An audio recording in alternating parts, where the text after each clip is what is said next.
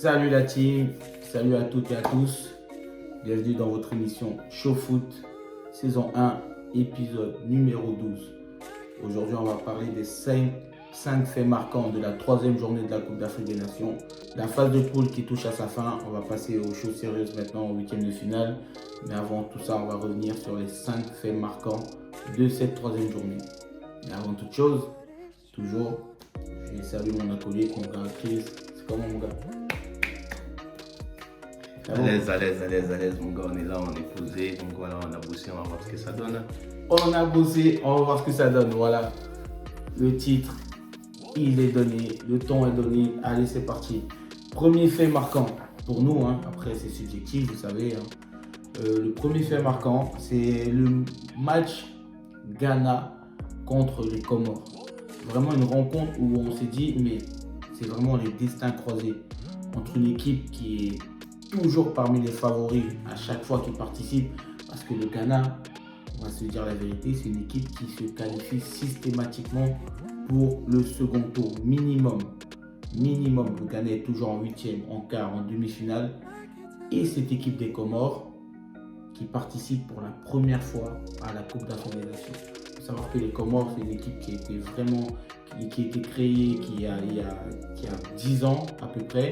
Une équipe qui est structurée depuis 2014-2015, une équipe qui a vraiment mis les choses en place petit à petit, avec beaucoup de joueurs venant de la région marseillaise, un coach qui vient de Marseille, etc., etc.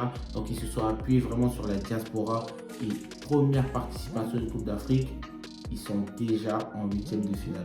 On a là face à nous deux sélections qui vivent des moments vraiment croisés. Qu'est-ce que ça t'évoque? C'est beau quand même, c'est la beauté du foot. Certes, nos amis ghanéens, ils doivent s'arracher les cheveux, mais pour nos amis comoriens, ça doit être la folie, non?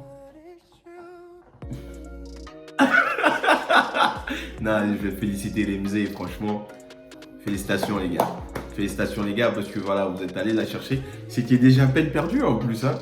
Au bout de la deuxième journée.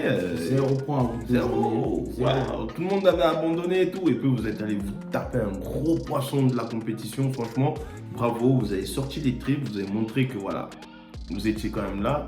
Vous n'allez pas rentrer et sortir par la petite porte. Donc, et ça vous a valu cette qualification pour les huitièmes. Dommage pour le Ghana, mais voilà. En sachant que les Comores, au bout de 2 journées, avaient 0 point. Exact. Et au bout de 2 journées, il y avait déjà quasiment la moitié des troisième équipes qui étaient déjà à 4 points. Ouais. Donc ça veut dire que c'était vraiment inespéré. Parce que à la fin de cette journée, les Comores, vraiment, ils s'en sortent vraiment miraculeusement. Entre la Sierra Leone qui ne gagne pas, la Guinée équatoriale qui gagne son match, entre l'Algérie qui ne passe pas. Parce qu'il suffisait aussi que une des deux équipes, Sierra Leone ou Algérie, réussisse à gagner son match. Ou le Sierra Leone, même un match nul suffisait pour qu'il passe. Ouais, pour qu'il passe. Ouais. Donc, en tout cas, on tenait à faire un clin d'œil à cette équipe comorienne. Vous savez maintenant l'affection qu'on a pour les Comores. Des fois, je suis obligé de couper court à la conversation, tellement on a tellement de choses à dire sur les Comoriens. En tout cas, c'était un beau coup de pouce du destin. Mais bon, vous êtes allé chercher quand même ces 3 points, c'était pas facile à aller chercher. Et là, vous vous offrez quand même un match de gala face au pays organisateur, le Cameroun en huitième de finale. Donc, vous pouvez être fiers de vous. Je pense que s'ils rentrent à la maison, même en huitième, bon parcours. et je pense qu'en termes d'expérience et tout pour les prochaines compétitions, ça va être. En tout cas, force à vous. C'est un très bon parcours. Ouais. Bon, on va passer au deuxième fait marquant. Fait marquant, c'est vraiment cette suprématie, cette sensation de surpuissance de l'équipe du Nigeria au fil des matchs. On en a parlé lors des premiers faits marquants. On en parle tout le temps. Et il confirme, à chaque match, il confirme que la compétition cette année, ils ne vont pas la lâcher. Qu'est-ce que tu peux dire de cette équipe nigériane? Offensivement, c'est des tueurs. Pour Chukwueze, Moses Saïd. Ils sont trop forts. Garnacho. Ben, laisse tomber. En plus, Osimhen n'est pas là. Oh là là. Surtout que défensivement, c'est une équipe qui prend très peu de buts. Ils ont pris un but depuis le début de la compétition. Et tu sens quand même cette sensation de force. Tout le monde peut défendre, tout le monde peut marquer. Et il y a déjà 2 défenseurs qui ont marqué, donc c'est vraiment une équipe à suivre. Très fort. Je pense que pour moi, clairement, c'est le favori. Pour moi, c'est l'équipe qui est partie pour... si déjà on prend au niveau des résultats, de l'efficacité, de l'apport, l'investissement, le professionnalisme, l'envie, pour moi, cette équipe est championne d'Afrique. Elle agit comme un champion, elle joue comme un champion, elle confirme comme un champion. Mais c'est du football. La beauté du football, c'est que c'est pas un sport comme le rugby, le hand, où il y a des probabilités que le favori s'impose. Donc c'est aussi ça qui est beau. Mais bon, rendez-vous au prochain épisode. On va voir ce que ça donne. Bien sûr. 3e fait marquant du jour. La Côte d'Ivoire, l'Algérie. L'Algérie qui se fait exploser par cette équipe de Côte d'Ivoire.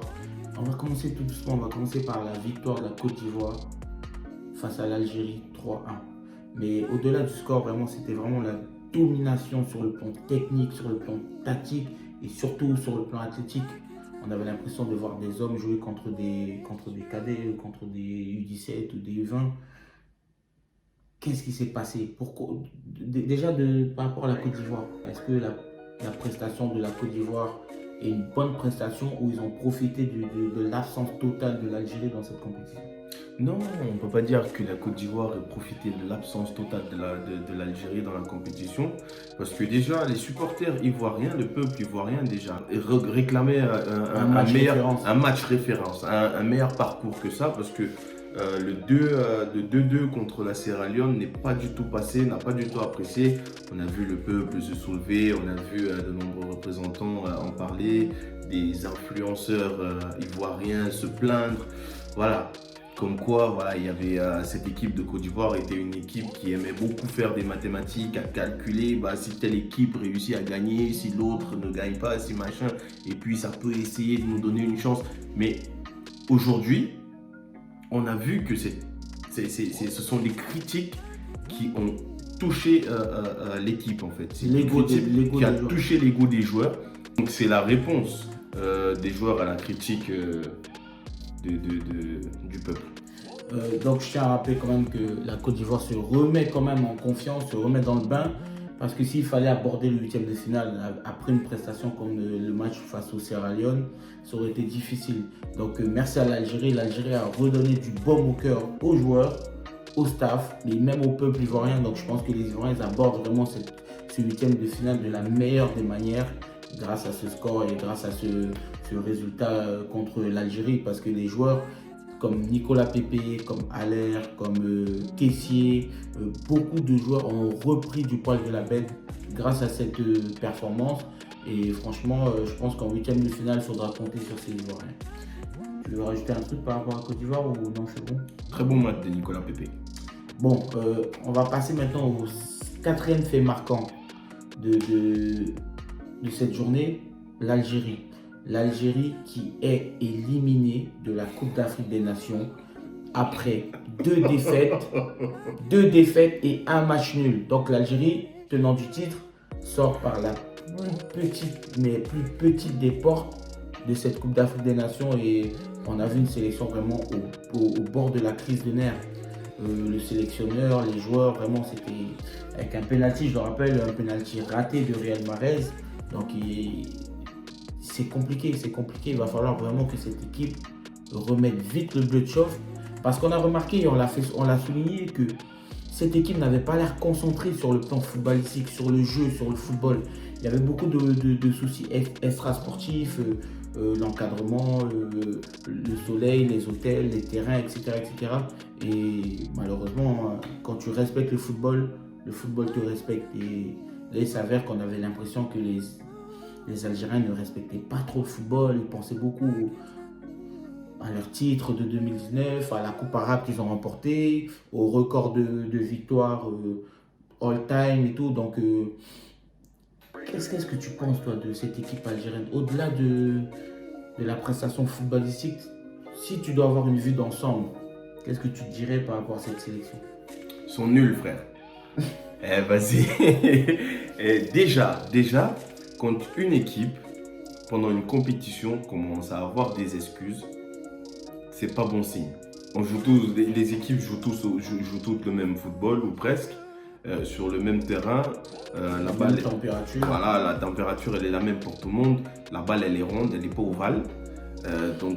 Voilà, tout est fait en sorte que tout le monde puisse jouer. Du moment où ça te dépasse, c'est là que tu commences à trouver des excuses. Et ça a commencé dès la première journée. Dès le premier match, les Algériens ont commencé à trouver des excuses. Et c'est ça qui n'est pas bon. Vous savez déjà que quand vous commencez là, ça va très mal finir.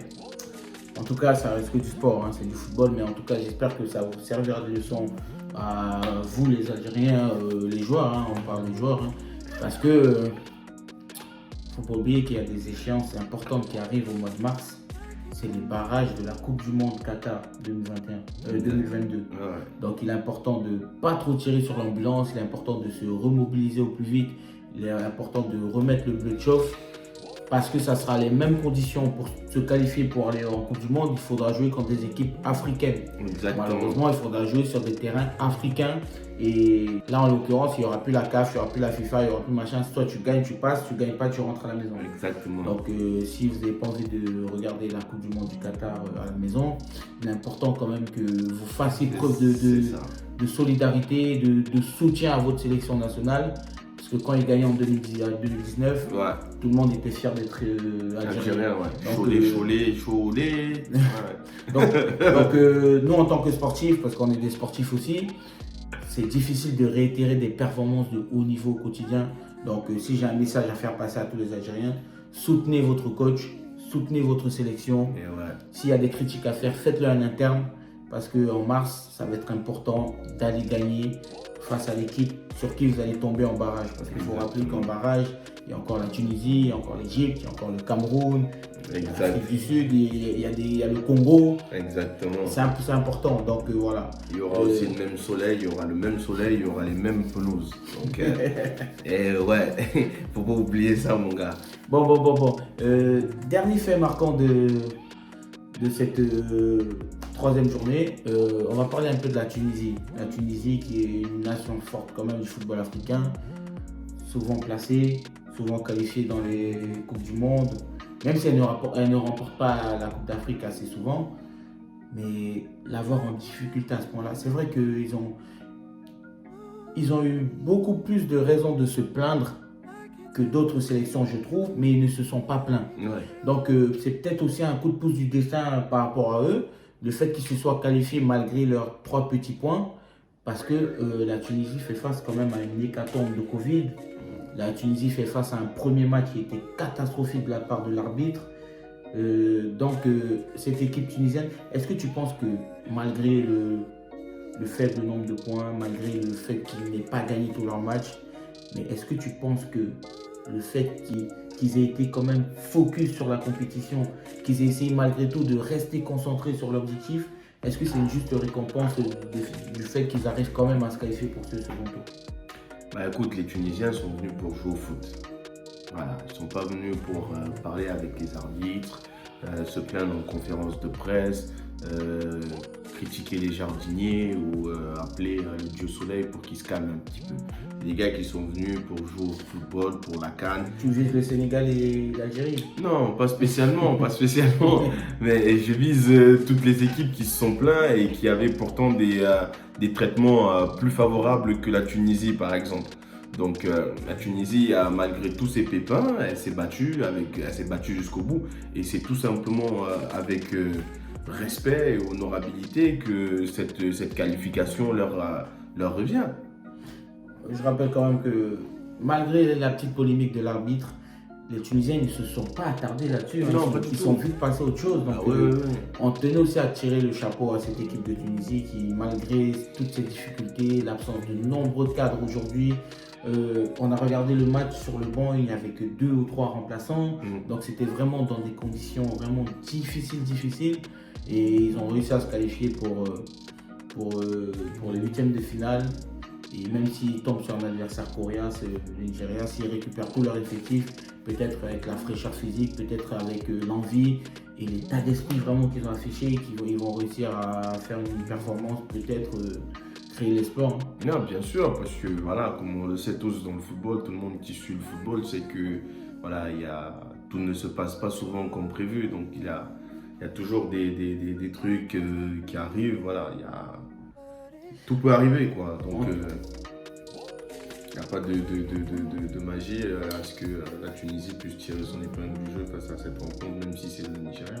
En tout cas, pour tous nos frérots tunisiens, n'hésitez pas vraiment à soutenir votre sélection, n'hésitez pas à y croire, n'hésitez pas à vraiment donner de la force au maximum, parce qu'avec l'état d'esprit affiché, je pense que la Tunisie peut espérer créer la sensation, pourquoi pas, mais en tout cas, vous êtes fiers de votre sélection parce qu'ils donnent quand même le maximum, même si tout n'est pas flamboyant.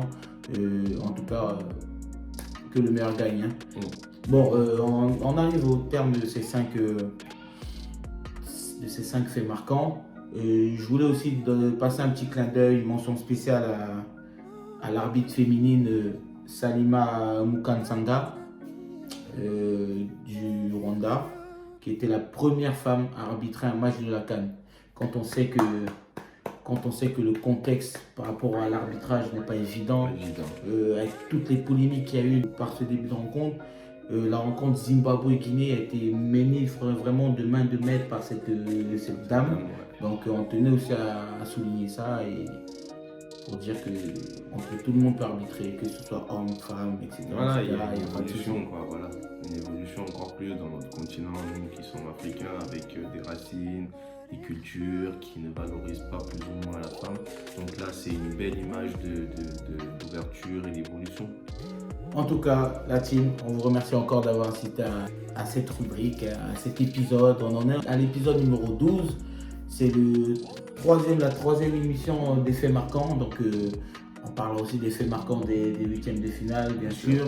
Donc, on vous donne rendez-vous à la fin des huitièmes de finale pour parler des faits marquants. Et comme d'habitude, n'hésitez pas à vous abonner, à commenter, à activer la cloche de notification. Et à dire aussi merci à mon gars qui travaille. C'est quoi ta phrase déjà? On bosse et on va voir ce que ça va donner. On va voir ce que ça va donner. En tout cas, ça a bien donné, mon gars. Je te remercie. Ça a bien donné. Et je vous dis ciao la team. À la prochaine.